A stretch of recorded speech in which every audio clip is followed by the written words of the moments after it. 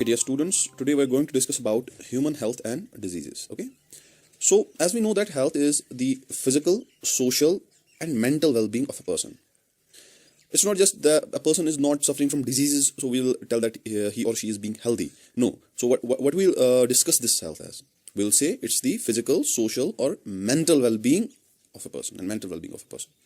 Okay, so if this thing is not going normal, there is some abnormality in the functioning of the body, that very condition is termed as a disease. ठीक है ना? जब normal चीजें नहीं हो तब जाके we say that this condition is known as a disease. Okay, now disease can be classified into two types: congenital and acquired.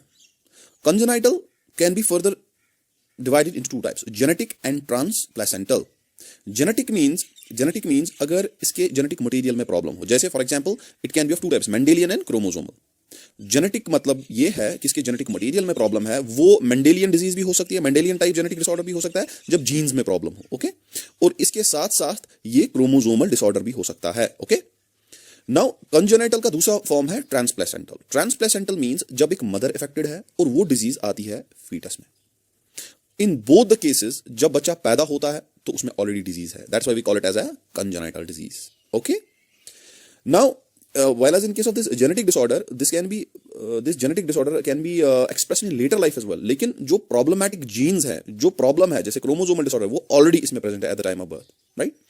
तो इसी तरीके से जो acquired है, acquired means इसमें पहले problem नहीं था, अब इसने वो acquire किया है, इसने contract किया है. So this acquired disease, it can be of two types: infectious disease or communicable disease, non-infectious diseases or non-communicable diseases.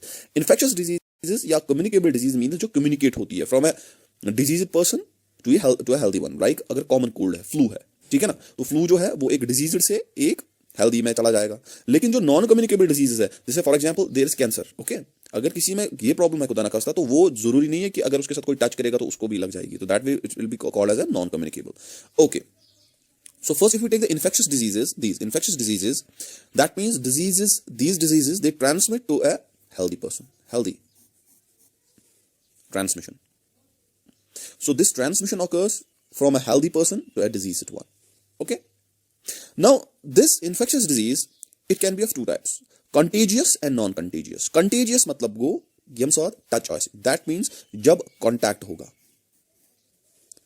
Whenever there is a contact between two persons, एक disease जैसे ringworm infection है ना, ringworm, अगर ringworm से कोई आदमी सफर कर रहा है, वो टच करेगा किसी को which is healthy, which is the healthy one, तो ये ringworm infection उस healthy में भी आ सकता है. So that way we call it as a contagious infectious disease. So that means disease दो types: congenital and acquired. Congenital दो types: genetic and transplacental.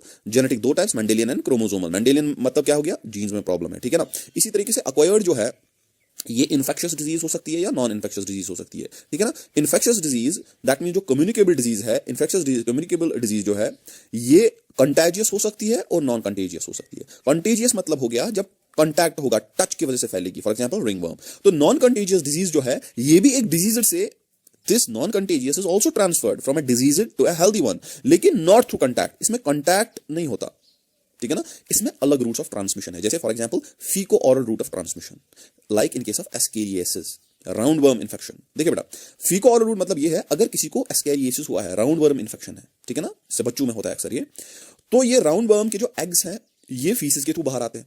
अब अगर अनहाइजीनिक कंडीशन है, राइट, इस बच्चे के हाथ में जो है ये एग्स लग गए, ठीक है ना, उसके बाद उसने खाना खाया, तो दैट मीन्स फीको ओरल रूट हो गया. From the infected hands these eggs they are being taken into the body through oral cavity, through the mouth. So that's why it's called as fecal oral route. तो हमने fecal oral route में क्या याद रखा कि fecal oral route में जैसे ascariasis, round worm infection में क्या होता है, जो इन्फेक्शन होती है वो एग्स में होती है, ठीक है ना, वो सोर्स ऑफ इन्फेक्शन है. और जब एक इंसान इन एग्स को कंट्रैक्ट करेगा, उसके हाथ में लग जाएंगे, राइट, तो उसके बाद वो खाएगा कोई चीज, तो ये एग्स जो है थ्रू ओरल कैविटी इंसान में पहुंच जाएंगे, उसी को हम कहेंगे faeco oral route, right. Now there is aerosol transmission. What is aerosol transmission, aerosol route? Aerosol route means for example a person suffering from tuberculosis, ठीक है ना. ट्यूबरक्लोसिस में क्या होता है, लंग्स अफेक्टेड होते हैं. तो जब एक इंसान में इसमें जो है कफ होता है, ठीक है ना, खांसी आती है, तो खांसी के साथ जो है ये ये है ना, ये ट्यूबरक्लोसिस करने वाला जो ये टीबी है, बैक्टीरिया है, ये थ्रू कफ ड्रॉपलेट्स में बाहर आता है. जब आदमी कफ करता है तो उस टाइम क्या होता है कि जो स्मॉल ड्रॉपलेट्स आते हैं, निकलते हैं फ्रॉम द माउथ, ठीक है ना, उनमें जो है this bacteria is leaded into that, तो उसकी वजह से ये एक हेल्दी में चले जाएंगे। सो दैट्स व्हाई इसको हम कहेंगे एरोसॉल रूट। इसी तरीके से एक वेक्टर रूट होता है। वेक्टर रूट मींस इसको एक व्हीकल चाहिए ट्रांसमिशन के लिए। आपने एक डिजीज का नाम सुना होगा मलेरिया, ठीक है ना। मलेरिया जो है ये भी एक इन्फेक्टेड से एक नॉर्मल में चला जाएगा, एक हेल्दी जो है ह्यूमन में चला जाएगा, लेकिन इसको ट्रांसमिट करने के लिए मॉस्किटोज की जरूरत है, ठीक है ना बेटा, जो हम आगे पढ़ेंगे। तो vector, this is called, this mosquito is called as a vector. Okay, now see non infectious diseases जो है इनको हमने कहा नॉन कम्युनिकेबल डिजीजेस, मतलब ये डिजीजेस एक डिजीज्ड पर्सन से हेल्दी पर्सन में नहीं चले जाएंगे। ओके, तो इसमें हमने क्या देखा, for example there is degenerative diseases. Degenerative diseases में आप देखेंगे हाइपरटेंशन यानी कि बीपी की प्रॉब्लम जो है, हाइपरटेंशन। इसी तरीके से osteoporosis. What is osteoporosis? Osteo means bone, porosis means इसमें जो है बोन की डेंसिटी कम हो जाती है, डीमिनरलाइजेशन होती है, तो बोन जो है ये वीक पड़ जाती है, that's called osteoporosis. Immune disorders like AIDS, ठीक है ना। Deficiency diseases are there like rickets, scurvy. Cancer is there. Neurological disorders are there like depression is there, neurosis is there. Okay, addictive this disorders are there. For example, liver cirrhosis due to alcoholism. Addictive मतलब क्या हो गया, for example alcoholism है, ठीक है ना। Alcoholism में क्या होता है, जब अल्कोहल ज्यादा इंटेक करता है इंसान तो वो अल्कोहल जो है मेटाबॉलिज्म उसका होता है लिवर में, तो लिवर इफेक्ट होता है, that's called as liver cirrhosis, ठीक है ना। अगर ज्यादा क्रॉनिक लिवर सिरोसिस है वो फाइब्रोसिस करेगा और लास्ट में जो है उसकी वजह से क्या प्रॉब्लम हो जाती है, लिवर फेलियर के knocker. Okay, so this completes एक ओवरव्यू हमने देखा डिजीजेस का। नाउ सी, अगर मैं पहला यहां पे डिजीज देखूं that is called as typhoid, ठीक। तो टाइफाइड में क्या होता है, टाइफाइड का जो इटियोलॉजी है, मींस जिसकी वजह से ये होता है, एजेंट कौन सा, that is called as salmonella typhi, it's a bacteria. Okay, and it cause typhoid fever, so it's a febrile disease जिसमें फीवर होता है, फिब्राइल। सोर्स क्या है, कैसे होता है, कंटेमिनेटेड फूड एंड वाटर। तो दैट मींस ये साल्मोनेला टाइफी जो है, ये बैक्टीरिया जो है, ये कंटेमिनेटेड फूड और वाटर में होता है। वही खाना या वही पानी जब एक हेल्दी इंसान पीता है तो उसको टाइफाइड होता है। इसमें क्या होता है, sustained fever, 39 to 40 degree centigrade fever होता है, that means body temperature is risen in this case, that's why it's called as febrile disease.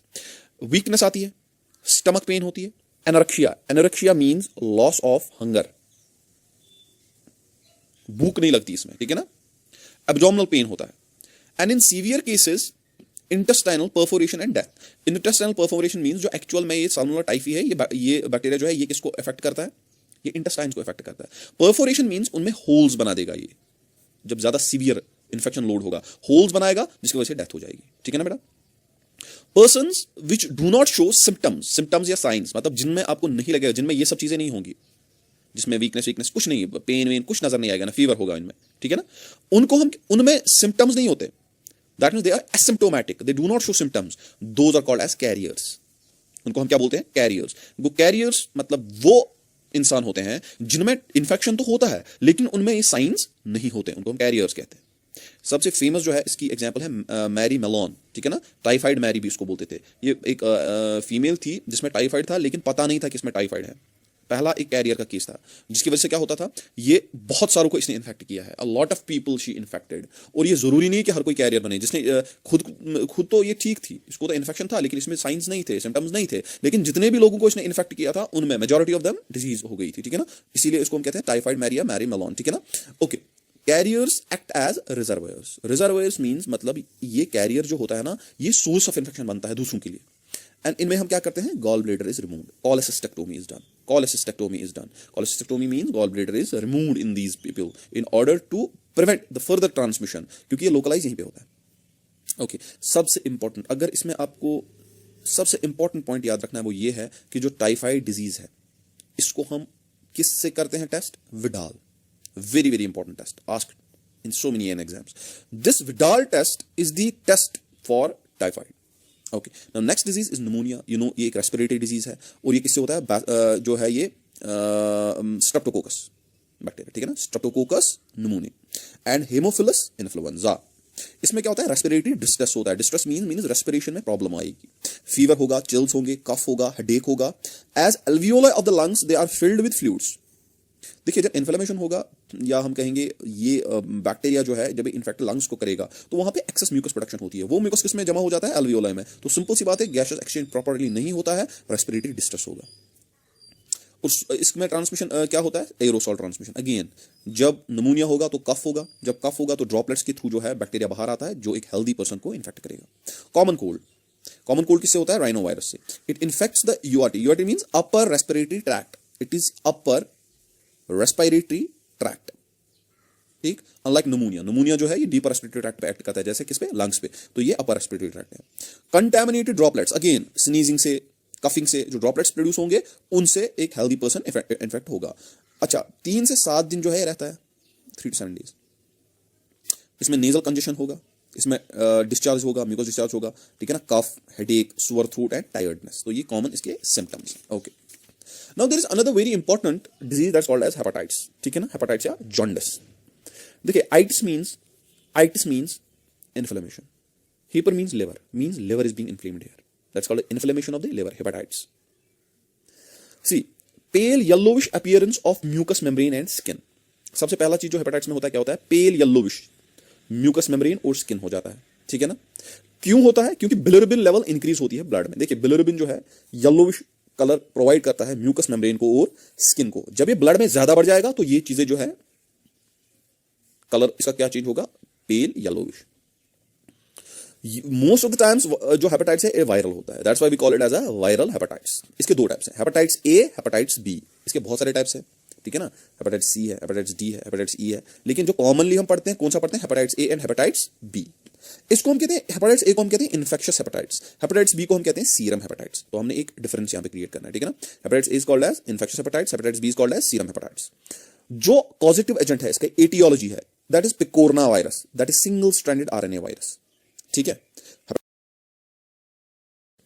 जो पॉजिटिव एजेंट है, इसका एटियोलॉजी है, that is picorna virus, that is single stranded RNA virus, ठीक है। Hepatitis A का कौन सा है, picorna virus, that is single stranded RNA, कौन सा है, picorna virus, that is single stranded RNA virus, ठीक है ना। ये सबसे कॉमन फॉर्म है हेपेटाइटिस का।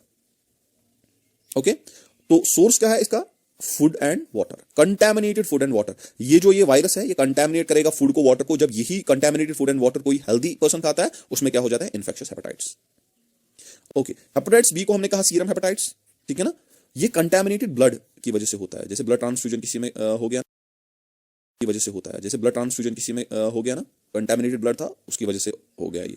इसके अलावा अगर नीडल सिरिंजेस जो हैं वो इन्फेक्टेड हैं, किसी इंसान पे आपने यूज किया नीडल या सिरिंज जिसको already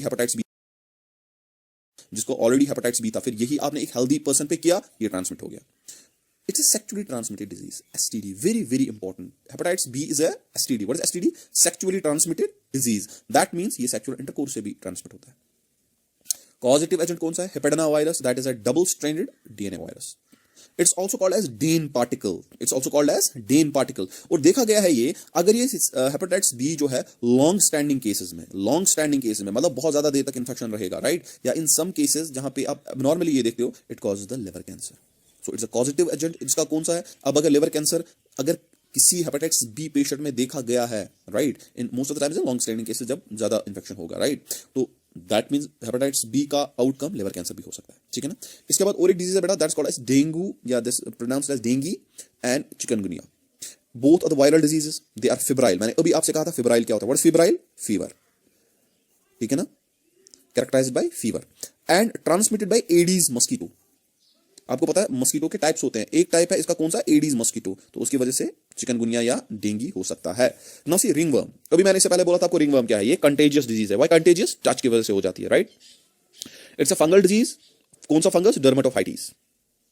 derma means skin, dermatophytes जो स्किन को इफेक्ट करेंगे।